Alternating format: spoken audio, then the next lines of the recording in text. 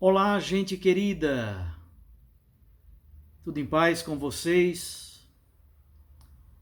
Vendo agora o jornal, praticamente chegamos a 250 mil casos de coronavírus no Brasil, mais de 16 mil mortes.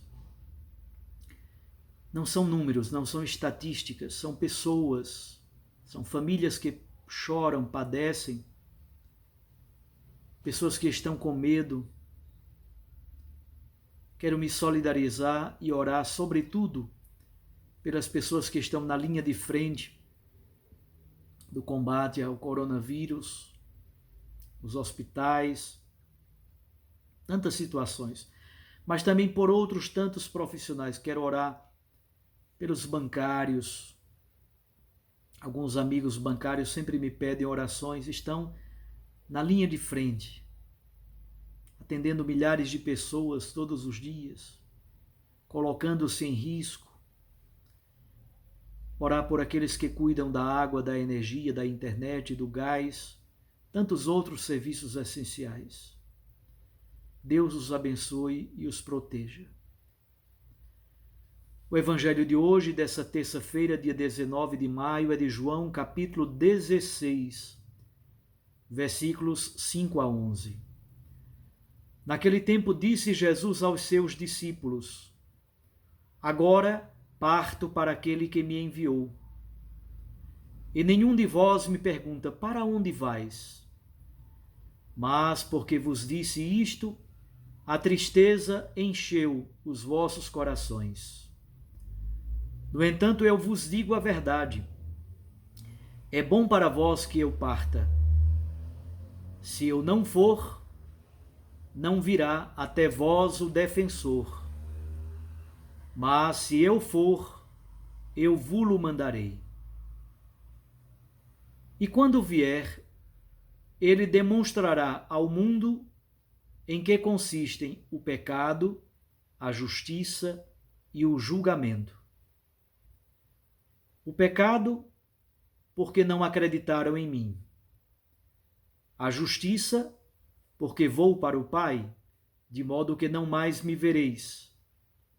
E o julgamento, porque o chefe deste mundo já está condenado. Palavra da salvação. Glória a vós, Senhor. Minhas irmãs e meus irmãos, como vocês percebem, João é João. Então, os textos do Evangelho de João, sobretudo os textos deste discurso de Jesus entre o capítulo 13 e o capítulo 17, são textos de grande densidade teológica. Então, não quero enganá-los. É um texto belo, mas ao mesmo tempo denso e até um pouco difícil do ponto de vista teológico. É por isso que eu quero ajudá-los a compreender. Nós podemos dividir o texto de hoje em dois pedaços, os versículos 5 a 7 e os versículos 8 a 11. Sobretudo a segunda parte é mais difícil. O que Jesus diz nos versículos 5 a 7? Vou para o Pai, por isso a tristeza encheu o coração dos discípulos, mas Jesus diz, é bom que eu parta, porque vou para junto de Deus e vou mandar de junto de Deus o Paráclito. O que Jesus quer nos ajudar a compreender? Os santos padres da igreja sempre diziam, de cada situação aparentemente terrível, dolorosa, Deus sempre consegue tirar algo de bom. É isso que significa crise. A palavra crises em grego significa julgamento, separação, distinção, mas é também uma oportunidade para se construir algo novo. Jesus está na iminência de sua morte na cruz e por isso os discípulos entristecem. Se entristecem profundamente, porque Jesus, naquela noite, será preso no Getsêmani. Depois da ceia, no cenáculo, depois desse longo discurso, Jesus sobe com os discípulos para o Monte das Oliveiras, o Getsemane, e lá ele é preso. A palavra Getsemane é tão bonito. Getsemane significa o campo onde tem o local de prensar a oliva para daí nascer o óleo, sair o óleo.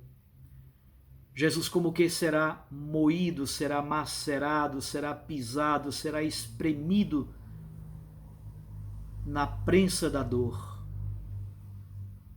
Depois da ceia no cenáculo, quando Jesus termina esse discurso tão longo e belo, sobe para o Monte das Oliveiras e lá nesse local chamado Getsemane, ele será preso e começará o seu processo de morte.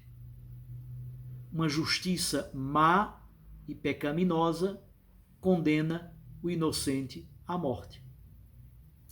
Então, por um lado, os discípulos se entristecem profundamente, e é natural, não somente pela iminência da morte de Jesus, mas também pelas perseguições que a igreja futura vai vivenciar. Por outro lado, Jesus quer ajudar os discípulos a tirar dessa situação de dor algo de bom. E o que é o algo de bom que Jesus tira? Ele retorna para o Pai. Ora, só pode estar diante de Deus quem é justo, quem é inocente. Jesus é novamente glorificado à direita do Pai. Então percebam, a morte de Jesus tem esse primeiro elemento bonito. Ele retorna para junto do Pai. Ele é reabilitado. O processo tramado pelos sacerdotes e pelo sinédrio foi um processo iníquo, injusto. O ímpio condenou o único inocente à morte. Então, o retorno de Jesus para junto do Pai é a certeza definitiva que o Pai reabilita o seu Filho Jesus. É a sua glorificação. E segundo, Jesus diz, de junto do Pai nós vamos mandar o Paráclito, o dom do Espírito Santo. Então aqui eu gostaria de ajudá-los. Por trás de cada situação de dor, minha gente, há sempre algo de bom, de belo, que a gente pode aprender, lições de vida que a gente pode tirar. Que lição ou que lições nós podemos tirar e vamos tirar desse tempo de pandemia? Todos os dias estamos refletindo sobre isso, as lições do pós-pandemia. Mas também na nossa vida miúda, cotidiana, pessoal, familiar, às vezes acontecem coisas tão terríveis, na hora a gente não consegue entender de modo nenhum. Depois, anos depois, a gente consegue perceber qual era o desígnio de Deus, qual era o projeto de Deus, qual era o plano de Deus para nós. Deus tem sempre um plano de amor para nós. Às vezes, por meio da experiência da dor, nós tiramos a lição que Deus nos quer ensinar. A segunda parte do trecho do Evangelho de hoje é de 8 a 11. Texto difícil de verdade. Jesus diz, quando o Paráclito, quando o Espírito Santo vier, ele vai demonstrar ao mundo a culpabilidade do mundo no que diz respeito ao pecado, à justiça e ao julgamento. E aí ele explica cada uma dessas três palavras. Versículo 9, o pecado, porque não acreditaram em mim. No Evangelho de João, a incredulidade é o grande pecado. Por que incredulidade? Mesmo tendo presenciado todos os sinais que Jesus realizou, mesmo tendo acompanhado a pregação de Jesus, o ministério público de Jesus, muitos estavam endurecidos, empedernidos, fechados em sua arrogância e autossuficiência. Eu lembro, há muitos anos, o bispo que me ordenou, Dom Gerardo, que já está na casa do Pai, de saudosa memória, Dom Gerardo fez uma homilia tão bonita para nós sobre uma lona preta. Ele disse, tem gente que põe a lona preta, se cobre com uma lona preta, pode vir rios da chuva da graça de Deus, não consegue penetrar, porque há uma lona preta que impede. É o pecado. O pecado é a incredulidade, não acreditar no Filho de Deus, mesmo tendo visto os sinais.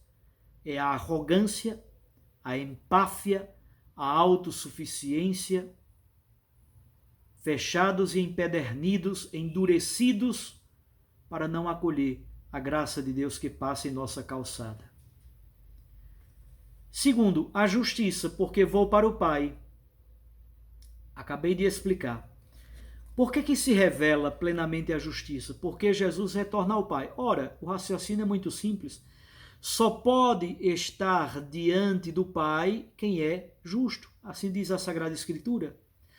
Somente o santo, o justo, a pessoa abençoada, bem-aventurada, pode ter acesso e estar diante de Deus. Significa que a justiça foi restabelecida.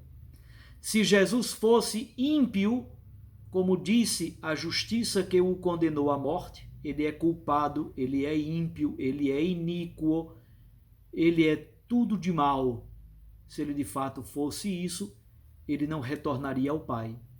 Ele não teria acesso diante do Pai. Somente o justo, o bem-aventurado, pode estar diante de Deus. Terceiro, demonstrará a culpabilidade do mundo quanto ao julgamento. Por quê? Porque o chefe deste mundo foi condenado. Quem é o chefe deste mundo? O diabo. A morte de Jesus na cruz é a vitória definitiva sobre o maligno. Pela morte, Jesus vence a morte, diz a carta de Paulo aos Gálatas. Ó morte, onde está a tua vitória? No Evangelho de João, morte e diabo caminham juntos. Nas cartas paulinas também. No pensamento de Paulo, thanatos, a morte, nomos, a lei, e hamartia, o pecado. Essas três palavras caminham juntas, o pecado, a lei e a morte. Isto é, o sistema de Satanás, o sistema do maligno, o sistema do demônio, o sistema do inimigo frontal com o mistério de Deus. A morte de Jesus na cruz é o julgamento da morte, é a destruição da morte. Pela morte, Jesus vence todo tipo de morte. Pela cruz nos veio a luz. No mistério da morte de Cristo acontece o julgamento de Satanás, a vitória e a destruição definitiva de Satanás. É um texto denso, complexo, mas profundamente belo. E eu concluo também dizendo uma coisa, é muito importante o texto de hoje para também a gente tirar aquela ideia meio fantasiosa, o doce Espírito Santo, como se fosse quase um pirulito. Não, não é não. O Espírito Santo é força, é energia, é presença vivificadora de Deus, é consolador, é doçura? É.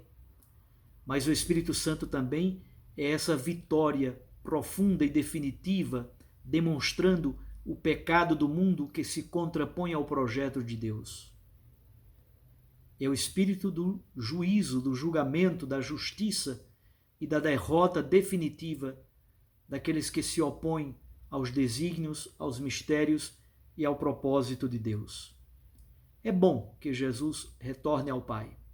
Sua morte na cruz foi a possibilidade da sua glorificação e do envio do Espírito Santo, para que o Espírito Santo em nós nos habilite, nos capacite para enfrentar as batalhas no mundo. Nós não somos do mundo, nós estamos no mundo, mas nós somos cidadãos do alto, homens novos, mulheres novas, cheios e cheias do Espírito Santo de Deus, para no mundo ser testemunho dessa presença vivificadora, que não compactua com a iniquidade, com o pecado e com a injustiça. Recorde sempre o que eu tenho dito a cada dia. A palavra aquece o coração. A Eucaristia nos lança para a missão. Deus os abençoe. Em nome do Pai, e do Filho, e do Espírito Santo. Amém.